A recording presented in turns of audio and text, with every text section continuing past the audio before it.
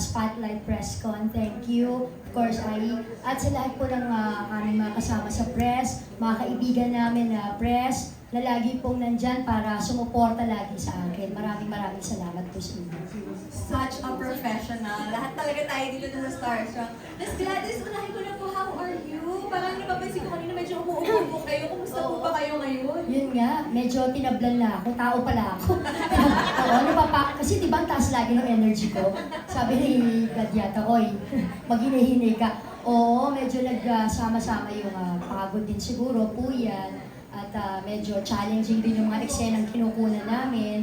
And at the same time, siguro nandun din talaga yung mga excitement dun sa mga nagaganap recently. Pero yun, trying to be okay, naka-antibiotic pa yun. Pero salamat sa Panginoon kasi, ayun nga, ngayon nga actually, na-ongoing taping ako ng Cruz vs. Cruz. So, sandali lang daw, direct ha. Ayan, yung mga kasama po namin sa Unit 2, Direct Lynette. Grabe po, talagang minabuti niyong bigyan pa rin kami ng inyong oras ngayon. So maraming salamat po, Miss Gladys. Okay, so let's talk about yung mga kinabibisihan niyo ngayon. So na-mention niyo na Cruz vs. Cruz. Yes, thank you for making us the #1 in GMA Afternoon Prime. Maraming salamat. At dahil dyan, hanggang next year na kami mapapanood. Kaya salamat po sa inyo. At sa lahat ng mga nanggigigil na kay Hazel Cruz, naku, lalo pa kayo manggigigil at wala akong pakialam. Gusto ko yan. Gusto ko yan. At syempre, abangan nyo lalo yung mga mangyayari, ano? Ang dami nagre-react. Naku, paano yan? Si Jessica, si Caprice, is in PBB House, ano? Kasi nakikita naman na nila. Well, yun na nga, kaya abangan nyo anong mangyayari, ano? Dahil nga si Caprice, yung aking anak, ay nasa PBB House na. So, ano mangyayari sa kanyang character bilang si Jessica, kung ano ang magiging epekto nito sa aming lahat. At syempre, aside from that, and ito nga, nakatapos tayo ng isang musical film, ano, entitled The Heart of Music. And recently, we had a premiere night. So, marami nang medyo nakasilip dun sa initial preview ng aming pelikula. At ako po ay nagpapasalamat kasi talagang ang daming sumuporta, ang daming mga tumulong, at overwhelming. Kaya sana po, tuloy-tuloy lang po hanggang sa kami mag-showing na sa December 10. Congratulations! Ang daming blessings in life. Naku, salamat. Salamat tayo. But Miss Gladys, for those who have grown up na pinapanood kayo as the primera kontrabida nga, sanay na may sinasapan kayo, sinasabulutan, dito ba sa The Heart of Music, ano po ba ang maaabangan namin, may expect namin sa inyong role? And it's very new kasi musical film siya. Kasi kung i-wrap up ko siya in one word, ibang-iba. Yon. Ibang-iba. 2 words ba yun, di ba? Hyphenated yun, so diba? considered one word po yun. 1 word lang yun eh. So, ibang-iba. So, dahil nga, first time kong gumanap ng ganung role bilang si Yaya Madonna ako dito, na maraming alaga. So, siguro para siyang, just for them to have an idea, para siyang modernized na Sound of Music.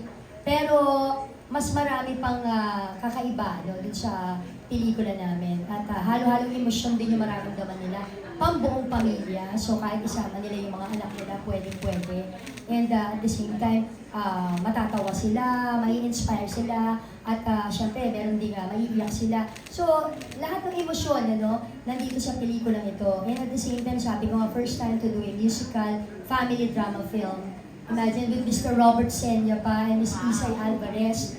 And alongside with mga mga talented young actors. And syempre, nandyan din yung mga iba natin kasama na talaga namang singers din. So, sobrang bagong experience po ba ito sa inyo? Kasi we know, we see in your videos, in your posts na kumakanta rin naman kayo as a family talaga. Oh yes. Pero ito po, parang bago sa paningin namin na kumakanta kayo sa pag-aantay ninyo. Oo, yung pagkanta ko kasi, alam naman nila, mahilig talaga ako kumanta sa video, okay?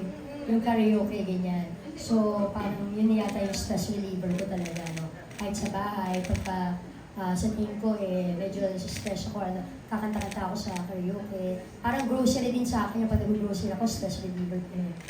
Tapos, pero yung pagkanta professionally, hindi naman talaga ako professional singer.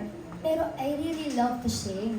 Kasi siguro, yung hilig, pero siyempre si Christoph na lang yung talagang naging professional singer, di ba?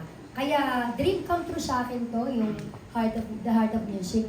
As a matter of fact, nahihiya ako kila Sir Robert and Miss Isay na siyempre napaka-professional nila at kumbaga ilan sila sa mga nire-respeto natin sa larangan ng musika.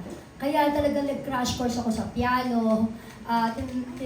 Si Teacher Dixie Lacuesta, shout out Teacher Dixie, nag-voice lessons din ako for this. Kahit pa sabihin mo, syempre, re-record naman yung mga songs, di ba, sa movie. Pero hindi, nahiya ako, kaya kailangan, pinaghandaan ko pa rin siya kahit pa paano. And excited na po kami mas marami pang malaman tungkol sa inyong film. But right now, we're gonna open the floor for the questions of our friends from the media. Unahin na po natin ang nag-submit ng question at babasahin ko po. Si Mikey Viñas. Ang tanong niya po, number 1, at pang nasagot na ito ni Miss Gladys, ano ang dapat abangan sa iyo ng fans and supporters mo bukod sa Cruise versus Cruise? So sige, sabihin natin bukod sa The Heart of Music na rin po. Meron pa po ba kayong pwedeng i-tease?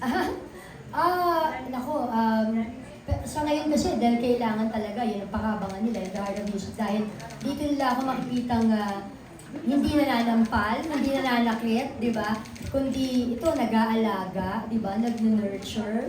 And at the same time, kumakanta dito sa pelikulang to. Maraming mga first time nilang mapapanood ako dito sa pelikula. Kaya ito talagang pinakaabangan ko sana nila. Ngayon nabanggit niyo po yung Miss Gladys. Meron po ba sa inyong desire na talagang gumawa na ng more roles na hindi naman na kontrabida, hindi na nananakit, sabi niyo nga? Well, it depends kung may mag-o-offer, di ba, ng isang kakaiba na out of the box na hindi ko pa nagawa bilang ako in the past years. Why not? Katulad nga itong The Heart of Music, this is really unexpected. So, I'm grateful to Sir Mario Alaman. Dahil talagang ako yung naisip nila, sa dinami-dami, ako yung naisip nila para sa role ni Yaya Madonna, the singing Yaya dito sa The Heart of Music, na sabi ko nga, sobrang na-appreciate ko, to Atmos Creatives, Motion Pictures, na salamat po talaga, Direk Paolo Bertola, our Italian director. Kasi sabi ko, wow, salamat talaga. We've worked together in Unspoken Letters. So, magkasama na kami sa isang pelikula before. Pero support ako doon. But this time, to lead this movie, wow, sobrang grateful and of course honored to be chosen. And next question na naman po ay, ano ang message mo para sa anak mo sa Cruise versus Cruise na si Caprice, who is currently inside bahay ni Kuya? Nung hindi pa siya pumapasok, nung ano pa lang, medyo nagkaiyakan kami. Kasi, syempre bawal sabihin, di ba? Tapos, sabi ko talaga, mamimiss ko siya.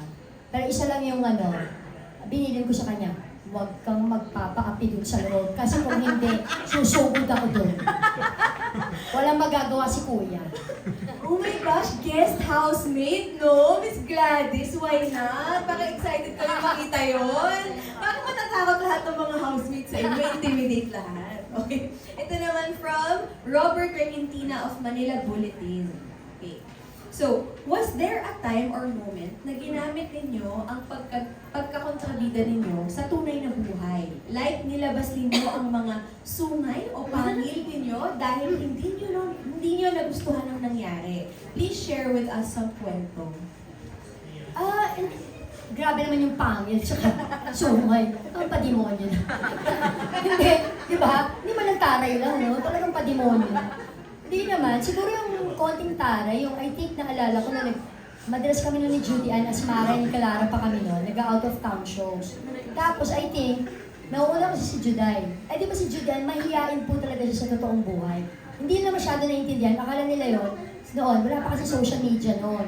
So hindi naman nila kami nakikita sa totoong buhay. So akala nila, kung ano yung character namin, ganun kami sa totoong buhay. Siyempre galit sila sa akin, so ina-expect ko na yun. Kaya lagi ako, hi! Miss Friendship ako paglabas ko, nakangiti ako. Si Judy Ann, nahihiya, so nakayuko siya lagi. Akala nila suplada. So sabi nila, suplada naman ni Mara, ganyan. Suplada naman ni Mara niya, di naman maganda, sabi niya gano'n. So sabi ko talaga doon sa fan, ano sabi mo? Sabi ko.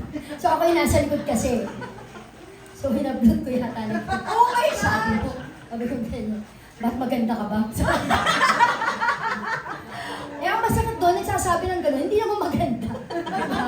Sana kung maganda siya eh. Pero yung mga ganun lang, kasi ewan ko ba sabi ko pagdating sa sarili ko, mataas yung tolerance ko sa ganyan eh. Yung hindi ako papatol. Pero pag sa kaibigan, lalo na sa anak o asawa or family, doon ako hindi talaga makakapagpigil. Patola ako sa ganun. Kasi pagtatanggol sa Siguro, mahal niya sa oo. buhay. No? Naalala ko nga, sabi ni Loli sa akin, nung buhay pa siya, anak, you choose your battle. Eh, minsan hindi ko mapigilan yung sarili ko. Pag ganyan, talaga namamatol talaga ako. Pag sa sarili ko, kaya ko.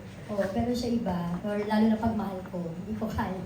Tsaka for a good cause naman. Kasi may nang-aapi dun kay Miss Juday. Ito naman po, question from Miss Janice Navida of Bulgar, who's Si here with us Janice, of today. course. Ayan, Gladys. Parang napaka-in-demand mo. Nagpapahinga ka pa ba? Ito kaya yata ang pinablan natin.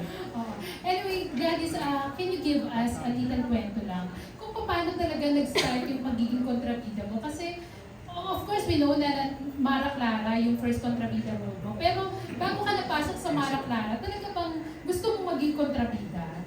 Naisip mo ba yun na magiging kontrabida ka?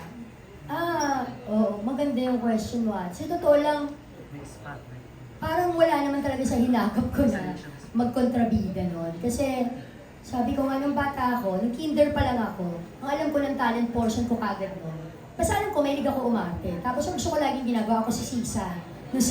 Nung kinder ako, yun ang talent portion ko. So alam ko, bata pa lang ako, dramatista na ako. Yun ang alam ko na laging, okay, gusto ko umiiyak ako sa eksena. Pati yung talent portion ko nun sa Itbulaga, gano'n. Pero yung para maging kontrabida talaga, hindi, wala yung sa hinagap ko. Until dumating siguro yung Mara Clara. At ang nagpa-realize niya sa akin noon, si Loli, na sinabi niya, hoy, hindi naman sweet yung mukha mo, no? Sabi niya, parang hindi ka mo yung pagiging kontrabida mo, konti lang naman kayo. Kasi that time, konti lang kami at saka yung sa age ko na nagko-kontrabida. Siyempre gusto nila lahat, bida sila, di ba?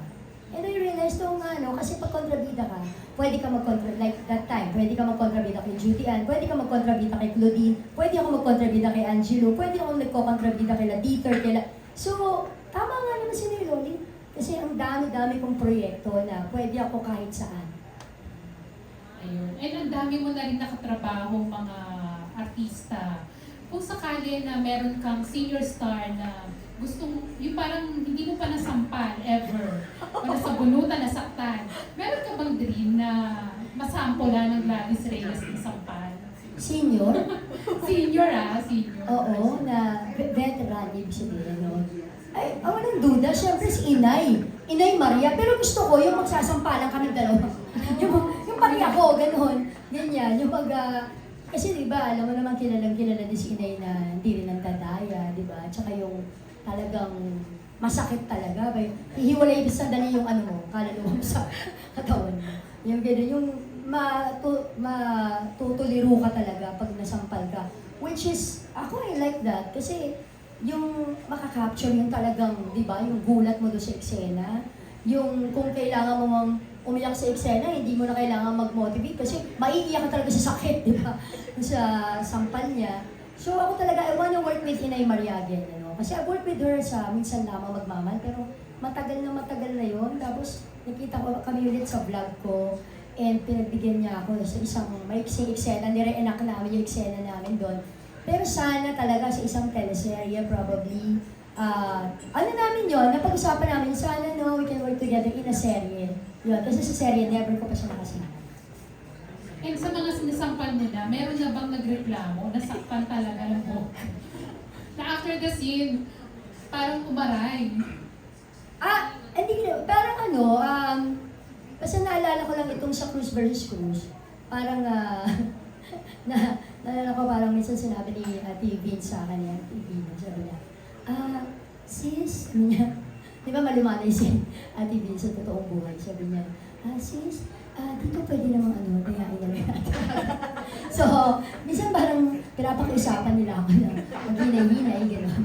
Kaso, ako kasi pagdaya, halata eh. Yung kaya nahihirapan ako kasi pagdaya, nahalata sa akin. Ganyan. So, naalala ko lang, tumatak lang sa akin yung sinabi niya na, sabi ko kasi sa kanya, pasensya ka na ate, hindi talaga ako marunong dahil. Sabi niya, ay, sige, lalaban talaga ako. Sabi, mas gusto ko yun, kasi talagang kung yung eksena, mapipikon siya, di ba? Sa sobrang nakasasampal ko. Yun nga yung gusto makapture talaga nun. eksena, di ba? Which is yung raw, hindi yung inaarte.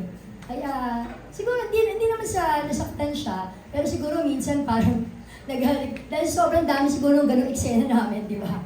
Medyo nagalit ko sa siya na baka pwede hinay-hinay. Pero wala pa naman nag-request kay Direk na pwede bang huwag ng ano? Wala nang sampalan? Hindi. I think wala naman. They're all very professional naman po. Lalo na kung nakalagay talaga sa script.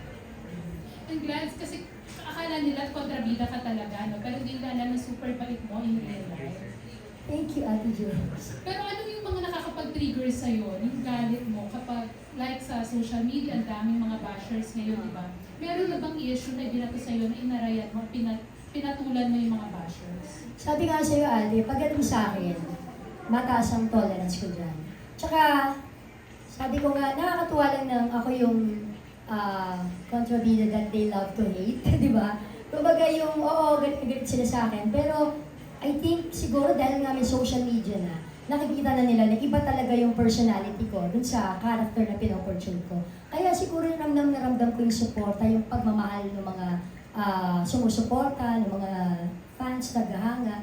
Kaya yung mga comments ang babait nila, no? Ang daming mga kind words. Pero kung meron man mangilan-ngilan ano, na kumbaga, pumupuna, ganyan, I let it pass. Yun lang yung ano dun eh. Kasi so far wala namang below the belt, kumbaga. Sa akin siguro yun ang makakapagpa-trigger. Halimbawa kung below the belt. Sabi ko nga, wag lang kakantiin yung anak, di ba? Yung pamilya, yung mga kaibigan ko, basta mahal ko. Okay ako doon. Ako mataas tolerance ko. At huwag lang aahasin si Chris. Wala naman siguro mangingin.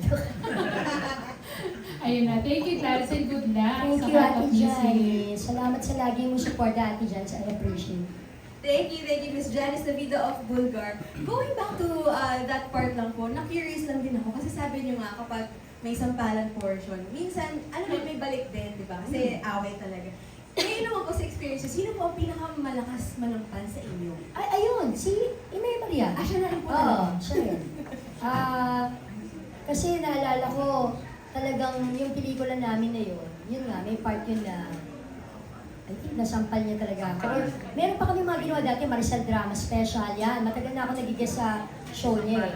At actually, isa sa masakit din manampal, kala nyo lang, lagi kasing umiiyak, lagi kong inapit. Si Judy Ann Santos. Ako kaya, liit-liit lang ang kamay ko. Si Judy Ann, mabigat kamay nun. Kala nyo lang, ang galing lang kasi nun magpaawa pagka inapit. Pero ang sakit manampal nun. Pero alam ni Judayan, mas masakit siyang manampal talaga kaysa sa akin. Ayun yung mga insider kwento na hindi natin malalaman. Ako alam mo, kala nila malakas kasi malutong. Yung malakas yung sound. Pero sa totoo lang, hindi mabigat yung sampal.